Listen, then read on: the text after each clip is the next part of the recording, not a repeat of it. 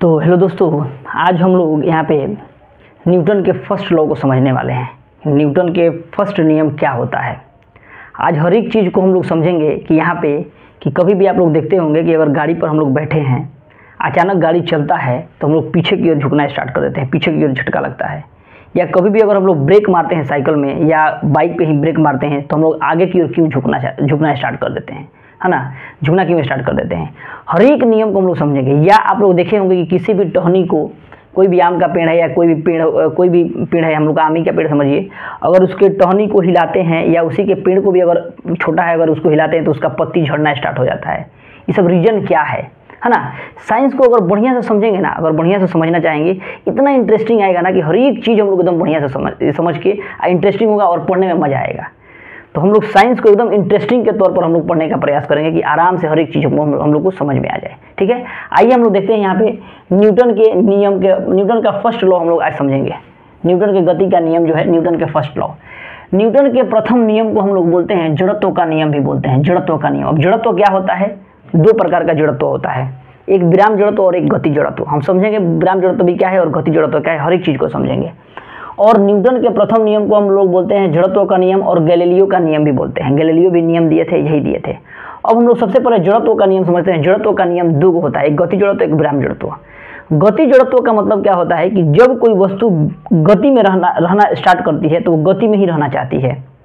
अब विराम जड़त्व दो प्रकार के, समझिएगा, थोड़ा बढ़िया से समझ आते हैं हम आप लोगों को, समझिएगा। यहाँ पे जड़त्व जो होता है हम लोग का दो प्रकार का होता है। कौन कौन, तो एक हम लोग का हो जाएगा गति जड़त्व और एक हो जाएगा हम लोग का विराम जड़त्व।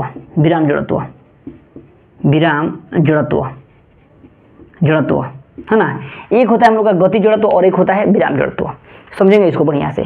आप देखते होंगे गति जड़त्व क्या होगा। आप देखते होंगे कि कभी भी अगर कोई भी आदमी, अगर देखिए कोई दौड़ लगा रहा होगा, मान लीजिए कि एक सीमा बना दिया गया है कि यहाँ से यहाँ तक ही, मतलब मान लीजिए कि यहाँ पे अगर जो भी पहले इसको टच कर दिया वो विनर हो गया।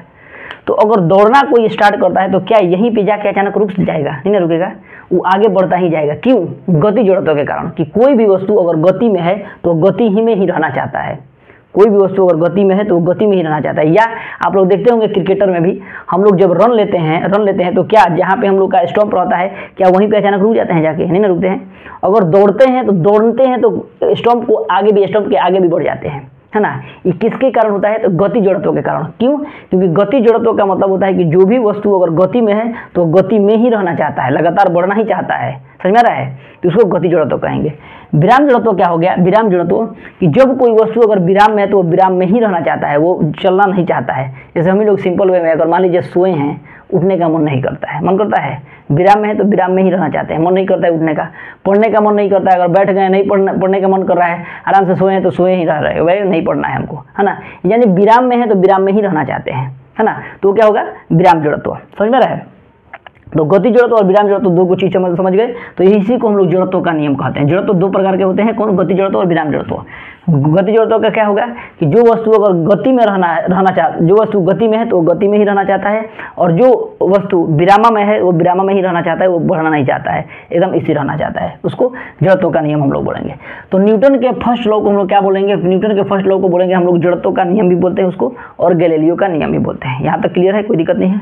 अब हम लोग आगे पढ़ेंगे कि न्यूटन के फर्स्ट लॉ या जड़त्व का नियम या गैलीलियो का नियम जो है, इसका परिभाषा क्या है, समझिएगा। यहाँ पे वीडियो में कोई दिक्कत नहीं है, आप लोगों को दिख रहा है ना ठीक से? चलिए आगे हम लोग देखते हैं। यहाँ पे आगे हम लोग का इसका परिभाषा क्या है। परिभाषा हम लोग का कह रहा है यहाँ पे कि कोई भी वस्तु विरामा या गतिशील अवस्था में तब तक बनी रहती है जब तक कि उस पर कोई बाह्य असंतुलित बल कार्य ना किया जाए। एकदम सिंपल लैंग्वेज में हम आप लोग बता रहे हैं कि आराम से आप लोग याद कर सकते हैं। कोई भी वस्तु विरामावस्था या गतिशील अवस्था में तब तक बनी रहती है जब तक कि उस पर कोई बाह्य असंतुलित बल कार्य ना किया जाए। असंतुलित बल का कार्य का मतलब क्या हो गया? असंतुलित बल यानी मान लीजिए कि इसको हम लोग अगर लगातार इसको हम ढक्कन को खोलना है, अगर हम लोग को तो ढक्कन को खोलना है, अगर यहाँ पे भी थोड़ा सा बल लगाए हैं, यहाँ पे भी एकदम मतलब इक्वल बल लगाए हैं, संतुलित बल लगाए हैं, तो क्या ढक्कन खुलेगा? कभी नहीं खुलेगा। इसको खोलने के लिए क्या करेंगे? असंतुलित बल लगाएंगे। इसको पकड़े हुए हैं, इसको कस के खींचेंगे तब खुलेगा ना। तो ये एक असंतुलित बल हो गया। या रस्सी कस का खेल आप लोग खेले होंगे, इसमें क्या होता है कि इधर एक रस्सी है, इधर कुछ आदमी इधर खींच रहे हैं और इधर कुछ खींच रहे हैं। अगर दोनों के पास अगर इक्वल बल है, मतलब इधर भी बराबर बल है इधर भी बराबर बल है, तो क्या इसको कोई आदमी इसको खींच सकता है? नहीं खींच पाएगा। जब इसको दोनों आदमी दोनों इक्वल है तो इसको कोई भी नहीं खींच सकता है। अगर यहाँ इधर ज़्यादा बल लग गया, मान लीजिए इधर यहाँ पे 5 गो आदमी है, इधर भी 5 गो आदमी है, इधर अगर छठा आदमी आ गया यानी असंतुलित बल हो गया, तो इसको आसानी से कोई आदमी खींच सकता है, इसको इन लोगों को खींच सकता है, उधर खींच सकता है। तो इसको हम लोग क्या बोलेंगे? असंतुलित बल बोलेंगे। क्या बोलेंगे? असंतुलित बल। असंतुलित बल बोलेंगे। क्यों? क्योंकि क्या हो गया, यहाँ पे इधर ज़्यादा फोर्स आ गया, इधर कम फोर्स है, तो उसको असंतुलित बल बोलेंगे।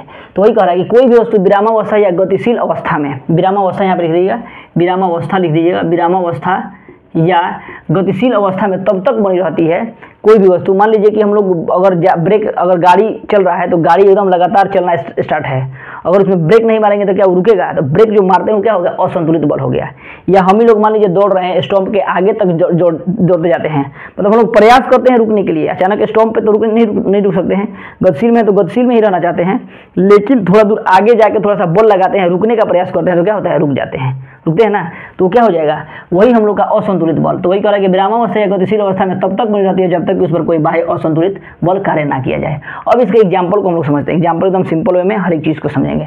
क्या यहाँ पे एग्जाम्पल में क्या हुआ कि चलती हुई बस में अचानक ब्रेक लगाने पर यात्री का आगे की ओर झुकना, है ना, यात्री को आगे की ओर झुकना। मान लीजिए कोई भी आदमी अगर चलती बस में अचानक ब्रेक लगा रहे हैं, या बस को छोड़िए, हम लोग बाइक को ही देखिए, बाइक ही चलाते हैं हम लोग, पूरा एक्सीलेटर लिए हुए हैं पूरा, अचानक कुछ आ जाता है, अचानक अगर ब्रेक लगाते हैं तो क्या होता है? आगे की ओर झुकते हैं ना। क्यों? ये भी गति जड़त्व, ये न्यूटन के फर्स्ट लॉ के अनुसार। क्यों? क्योंकि हम लोग गतिशील हैं, गाड़ी पे बैठे हुए हम लोग क्या है? गतिशील हैं। गतिशील हैं तो गतिशील में ही रहना चाहते हैं, आगे ही बढ़ना चाहते हैं, समझ में रहा है? आगे ही बढ़ना चाहते हैं, जिसकी वजह से क्या होता है? जिसकी वजह से ब्रेक लगाते हैं तो हम लोग आगे की ओर झुकते हैं, है ना। तो गतिशील में है तो गतिशील में ही रहना चाहते हैं। या सेकंड लॉ इसका नियम है कि रुकी गाड़ी को अचानक ब्रेक लगाने पर, रुकी हुई गाड़ी है, यहाँ पे रुकी हुई गाड़ी को अचानक चलने पर, रुकी हुई गाड़ी पर अचानक चलने पर, रुकी हुई गाड़ी है अचानक चलती है, देखते होंगे अचानक चलती है तो क्या होता है? हम लोग को पीछे की ओर धक्का लगता है ना, कि पीछे की ओर हम लोग, तो यानी हम विरामावस्था में थे तो विरामावस्था में ही रहना चाहते हैं। अचानक गाड़ी चली तो विरामावस्था में हम लोग विरामावस्था में रहते हैं, एकदम लगता है कि गिर गए पीछे, लगता है ना। तो ये क्या हुआ? न्यूटन के फर्स्ट लॉ के अनुसार या जड़त्व के नियम या गैलीलियो के नियम के अनुसार हम लोग क्या करते हैं कि चलती हुई बस में सबसे पहले ब्रेक लगाने पर क्या होता है? यात्री आगे की ओर झुकना, और सेकंड में रुकी हुई गाड़ी अचानक चलने पर, रुकी हुई गाड़ी है अचानक चलने पर हम लोग क्या होता है? पीछे की ओर, यहाँ पे यात्री के पीछे की ओर झुकना जो है, ये भी क्या है? न्यूटन के फर्स्ट लॉ के अनुसार है, न्यूटन के फर्स्ट लॉ के अनुसार। थर्ड नंबर हम लोग का कह रहा है कि दरी को छड़ी से पीटने पर, आप लोग देखते होंगे कि कोई भी चीज़ अगर मान लीजिए कोई झाड़ना होगा, कोई भी चीज़ में मान लीजिए अगर डंडा ले लेंगे और डंडा लेके कोई कपड़ा हो या बुक में ही कोई गर्दा उर्दा यहाँ पे चढ़ गया है, तो हम लोग क्या करते हैं? इसको अचानक पीटते हैं इस पर, तो क्या होता है? जितना भी गर्दा होता है नीचे गिरना स्टार्ट हो जाता है, नीचे गिरना स्टार्ट होता है। क्यों? क्योंकि इसमें जो भी कण है, इस कपड़ा में जो भी कण है, वो कण क्या है? कण रुका हुआ है, विरामावस्था में है, लेकिन अचानक उसको गतिशील करते हैं पीट के, तो क्या होता है? वो तो रुका हुआ है वहीं पे, लेकिन पीटते हैं तो क्या होता है? ये आगे की ओर झुकता है, इधर उधर बढ़ता है। मतलब ये मान लीजिए यही बुक है, इसमें कुछ गर्दा हो गया, ठीक, अब इसको मारेंगे तो ये क्या होगा? आगे पीछे करेगा, लेकिन जो कण है उसका वहीं पे स्थिर रहना चाहता है, वहीं पे स्थिर रहेगा, तो जिसकी वजह से अचानक को क्या होगा? नीचे गिरना स्टार्ट हो जाएगा। तो वही दरी से छड़ी को पीटने, यहाँ पे दरी को छड़ी से पीटने पर धूलकण का गिरना जो है ये क्या हो जाएगा? न्यूटन के फर्स्ट लॉ के अनुसार हम लोग का हो जाएगा। फिर हम लोग का थर्ड नंबर कह रहा है कि पेड़ की टहनी को हिलाने पर, आप देखते होंगे कि पेड़ को टहनी को अचानक हम लोग हिलाते हैं तो क्या होता है? पेड़ का टहनी पे फल जो है एकदम स्थिर रहना चाहता है, या पत्ती भी स्थिर रहना चाहता है, लेकिन अचानक उसको क्या करते हैं? हिलाते हैं तो क्या होता है? गिरना स्टार्ट हो जाता है। तो वो भी हम लोग किस नियम के अनुसार? तो न्यूटन के फर्स्ट लॉ के अनुसार जो होता है, पत्ती क्या होगा? गिरना स्टार्ट हो जाता है। तो ये सब हम लोग के न्यूटन के फर्स्ट लॉ के। अगला आप लोग देखे होंगे कि एक क्या करिएगा कि गिलास आप ले लीजिएगा, गिलास के ऊपर एक छोटा सा कार्डबोर्ड, छोटा सा रख दीजिएगा, पतला कार्डबोर्ड रख दीजिएगा उस पर, है ना, या कागज रख दीजिएगा।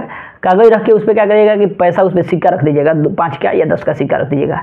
अचानक क्या करिएगा कि अचानक क्या करिएगा कि उस कागज को अचानक खींचिएगा। जैसे ही खींचिएगा ना, क्या होगा कि जो भी उसमें जो सिक्का रहेगा हम लोग का अचानक उस गिलास में गिर जाएगा अंदर। क्यों?